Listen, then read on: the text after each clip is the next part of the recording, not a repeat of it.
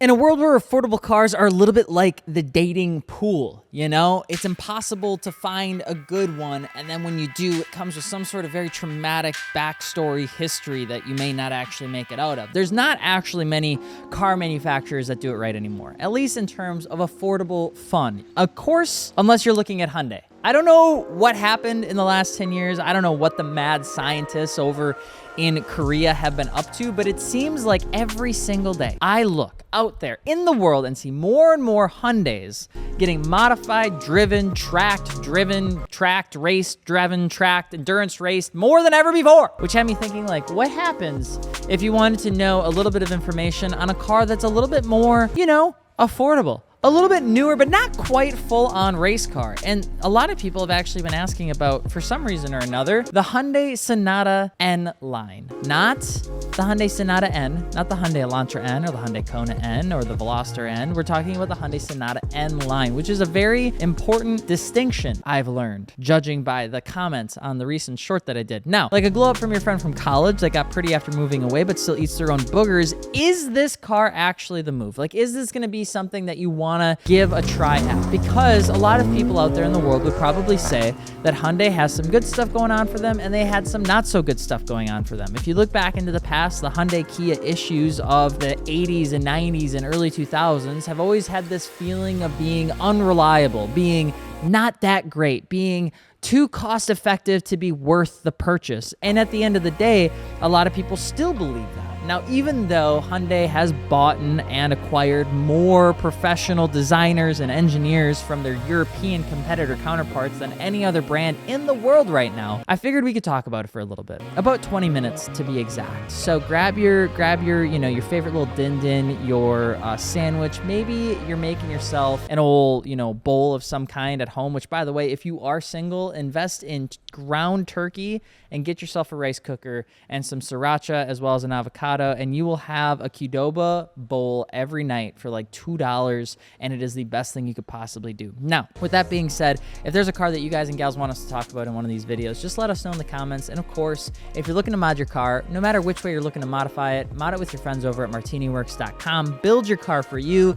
We can do wheel and tire packages. We can ship them to your door. It's really convenient. All you got to do is throw them on, and we'd really like to help you out because we have a lifetime order guarantee, and we'd love to see you mod your car with us. Now, with that being said, let's get it out of the way. Number one, is the Hyundai Sonata N Line fast? It's a great question. When the Sonata N Line came to be in right around 2020, this was when Hyundai was starting to play with the concept of introducing some more performance-oriented lineups to their whole category of cars. We're talking, they saw success from the Veloster, they saw success from some of their trim models in their lineup, and they said, what if we continue to kind of develop that even further? So when the N Line actually came out, it's just a performance model of the Sonata. It had a turbocharged 2.5 liter, which technically has more horsepower than some of the N cars within Hyundai. This one had 290 horsepower. It also had 311 foot-pounds of torque. So call me old-fashioned, but I would say right out of the gate, right around 300 horsepower for a four-door sedan that's mid-sized, that's not really intended to be a race car, is pretty decent. If you guys have ever gotten in like a Camry TRD or any of those weird cars, even like the old Honda Accords that had 290 horsepower and a manual transmission, it felt like that. It feels like you're getting in a car that shouldn't have as much power as it does, but there's usually some sort of Achilles heel, some sort of problem with the nails. We talk about eating boogers. And for this one specifically, I think one of the biggest things that the Sonata N Line actually struggles with is the fact that in the front, where all the power is going to go, because it's a front-wheel drive car, the differential is open. And what that means is that if you start turning off all the traction control systems and you want to go brag to your date about how fast your car is and how cool it is, a lot of times what you're going to experience is what we would call wheel hop. And it can make the whole driving experience feel very underwhelming. Now, with the Sonata N Line, there's a couple ways that you can fix that. We'll get into that by modifying it, so watch the whole video. But overall, just as a straight up daily driver, something fun. Is it fast? I would say it is. It's gonna be quick. It's gonna get you what you want done. I think a lot of people have gotten overstimulated on high horsepower cars that there's almost just like, if you say something under 300, it's not fast. And I just don't know if I entirely agree with that. I think a lot of people have just gotten a little bit too accustomed to like 500 horsepower cars. I would argue, because I'm terrible with analogies, that you'd buy an Elantra N like you would buy a Red Bull vodka on a Friday night. You know what I mean? Like, you're looking to have fun. You're looking to hopefully not get in trouble, but cause some You'd buy a Sonata N Line, and then you would try your first glass of red wine with your grandparents. It's a little bit more subdued. It's a little bit more casual, a little bit more formal. You're wearing a suit. Okay, you're going out there and you're really trying to understand what the Michelin stars actually are. That's why you'd buy a Sonata N Line. They also do a really good job at being more of an everything car. This is a car that you're not going to just get and have to go buy a second car. This is the one car you'd buy that you can kind of do it all with. What I will say is that the suspension changes between an N Line and an N are pretty big. You're going to experience a lot more body roll with the N Line, especially with the Elantra. The anti-roll bars are softer, the damping is softer. Even though things are firmer with the N Line version, we're comparing it to the N, which is going to be even stiffer than that. Not necessarily stiffer, but just the weight class and the tires that they use. And a lot of those things start to play into that sloshiness that you might feel if you're trying to expect a Sonata N Line to behave like a Kona N or an Elantra N or anything like that. Now, I'd argue that I'd still say that it is properly good. It is a fun car, and the new ones after 2024 look really good. Now, the Hyundais have a weird thing going on with them, especially with their facelifted cars. If you looked out there and you're looking at a Hyundai of any kind, you're gonna notice that it seems like the facelifts are pretty aggressive. There's a pretty big shift in different generations too. And so I would always say, be really careful that you really love whatever year that you end up buying, because it does seem like sometimes Hyundai's trying to find what their design language is with their cars. The facelift of a Sonata N Line looks like in 2024 or newer looks substantially different than what a Hyundai Sonata N Line looks like in 2021. I mean, almost polar opposite design languages, which almost makes you think that they were designed by separate people. Makes you think, doesn't it? What is the N Line package on the Hyundai Sonata? So when you're looking at the Sonata, you have the SE, the SEL, the SEL Convenience, the Hybrid, the Limited Hybrid, and the N Line. Now at the N Line, you get some fascia changes, front and rear, kind of sporting this on up. The quad tip exhausts, you get black trim side mirrors, you get just like a nice, cleaner, more performance-oriented look. You do get a sport-tuned suspension that you are 100% gonna rip out.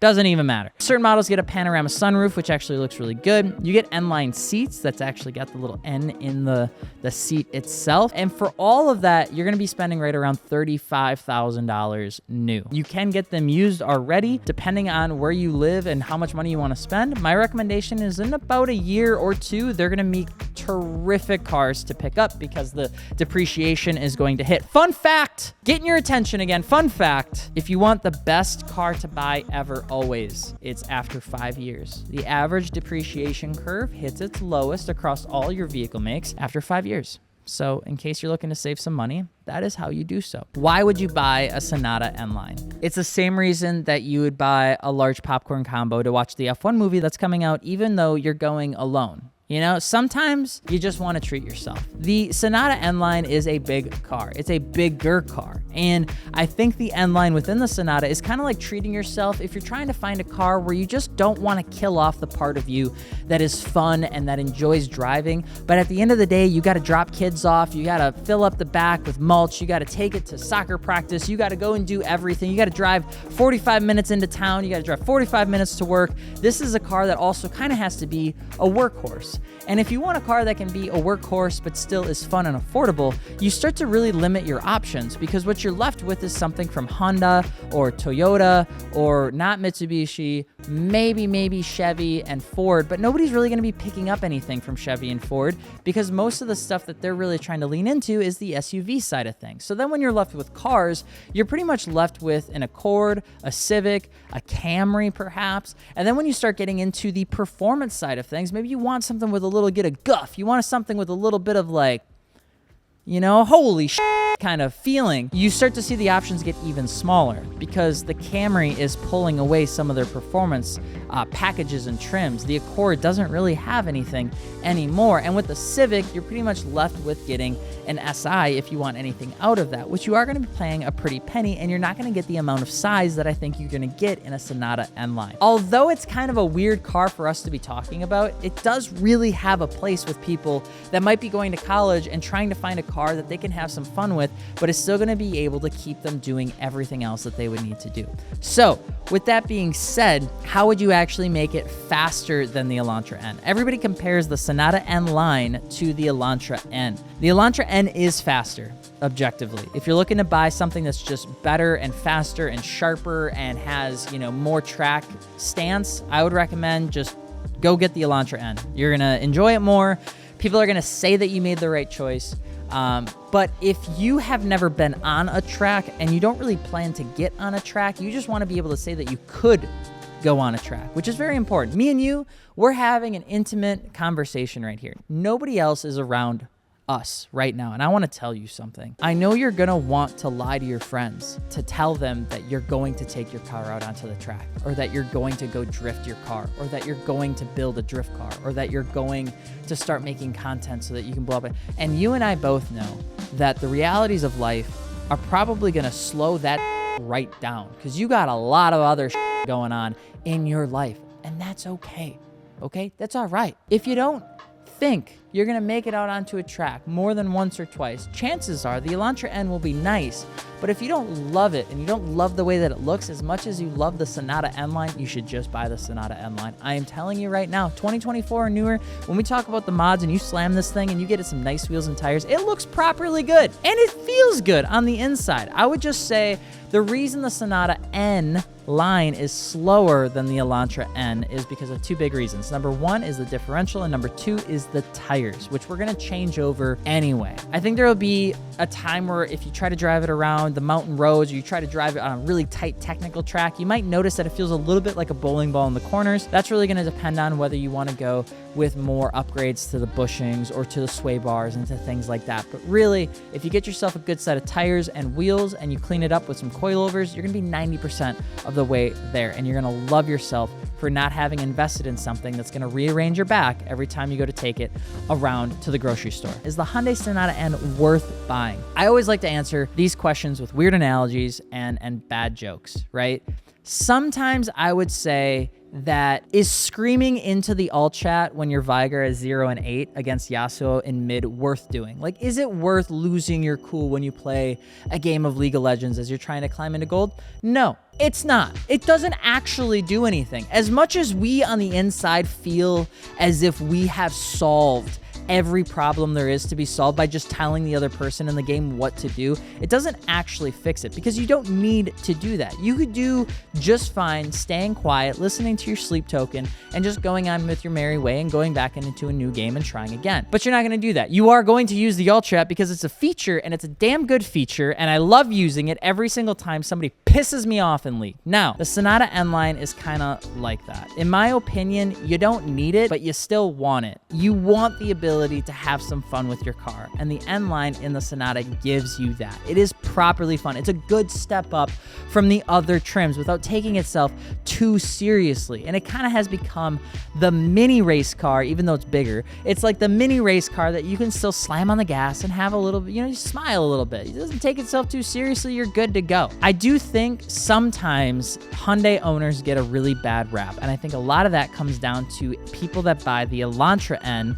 or Kona N, and then they go out there on a racetrack and they try to talk about how much more incredible their car is compared to other cars. It's just this thing that just seems to happen really on TikTok, and I don't quite grasp why people do this or why this owner seems to do it so often, but you don't need to do that. I think the Sonata N Line is the mature Hyundai out of the whole group, and a 2024 or newer is a bang-on looking car. Now, am I glazing it? I am a little bit, because I think any car company making an affordable car does deserve a little glazing. I think they do, because everybody wants to go buy a brand new M2 that's like $80,000, and people will go into debt for a tiny little BMW, which is super cool, very rad. I love it very much, right? But you also have this other weird thing happening in your life, and it's called responsibilities, okay? And you need to manage those ones too, Chiefs. So how do you modify one? How do you modify a car that's practically brand new that really isn't intended to be modified? How do you modify a Sonata N Line? I recommend always going for wheels and tires first. And at Martini Works, we've seen most people go with 18 or 19, preferably 19 by 8.5 plus 35 wheels. That's just a perfectly good size with 245/40 19 tires. With wheels, I would recommend going with something like the Koenig Ampliform. If you want something light, you can also go with a Rohana like RFX 11s or even RFX 17s. If you want something to make it look like a more premium car, Rohanas look insane on these cars, but they're a little bit more expensive. They're going to give it more of that premium feel, whereas the Koenig Ampliform is going to give it much more of like a street race car style feel. Plus, for the month of July, we actually have a sale going on Koenigs right now. And if you want to get something more JDM, Work ZR10s are always the best way to go. Plus, they're typically in stock in this size because the size is pretty modest. It's not too crazy. With tires, this is where the biggest fix can happen on the Sonata N Line is investing in good tires now when you mount and balance those things together. So I would recommend, honestly, getting Michelin Pilot Sport 4S's. It's going to be expensive. It might stink a little bit, but I promise you, any bad feeling you might have on the Sonata N Line is fixed by getting a good set of tires. If you need to get something more on the affordable side, maybe you want to spend money on the works, but you don't want to spend money on the tires, I'd recommend snagging then the General G-Max RS's. They're very, very good. They're more affordable, great treadwear, great in the rain, very, very quiet, and they do absolutely incredible for pretty much anything you can throw at them. After that, my recommendation is honestly going to be going with brakes and pads if you plan to drive this or you're buying something pre-owned. Blue Stuff EBC pads are probably the best way to go. They give you the stopping power you need, even with a heavier car. And if you need to get new rotors, you can just get it at the same time. They sell them as a package. It's actually really nice. The progressive bite of the Blue Stuff EBC pads too is actually really, really nice, especially if you're driving this car where it's cold. A lot of times people will get aftermarket brakes, but they don't get something that's got a good progressive bite, which means that unless the actual rotor and pad is warm, it kind of feels like a crappy pad. So you want something with a good bite. Blue Stuff has good bites. I like it. They're good. I don't know why I keep saying bite, but here we go. And then finally, coilovers. You don't have to go crazy with coilovers to tighten up the suspension and just make it feel a little bit better, which is why I just recommend go snag a set of BC Racing BR Series coilovers. Good entry-level brand. It's going to brighten everything up. It's going to tighten everything up. And if you have that 2024 or newer body style, that front-end fascia needs it badly. I think these things look insane once they're lowered with wheels and tires, but I think they look a little funky in their completely stock format. Now, of course, finally, why wouldn't you buy one? Why wouldn't you buy a Hyundai Sonata N Line? It's kind of like buyer's remorse after spending $2,000 on a TV. You might be waiting for me for like one to get sponsored by Keeps. I keep seeing those comments. Also, Linus Tech Tips. Listen, I've got more hair. I've got less piercings. Chill. All right? Me and the boy got nothing alike. We don't even look alike. All right, number 2, find a way to tell you that this isn't a good idea to buy. Now, I'm all about you building your car for you, and I'm not one to tell you to avoid a fun, affordable car that's got 300 horsepower. It's an automatic, but it still has the guts to pretty much disappoint anyone in like a non-performance Honda or Toyota, but it still gets a little bit of shit because it's a Hyundai. And I think that's not necessarily fair for this trim. I think the 2024 and up N lines look the best, and N trims, right? And the newer ones come with a few improvements: the interior dash, the launch control. You get a more revised TCU. The TCU is the thing that controls the shifts, because the previous generations were kind of seen as a little bit clunky.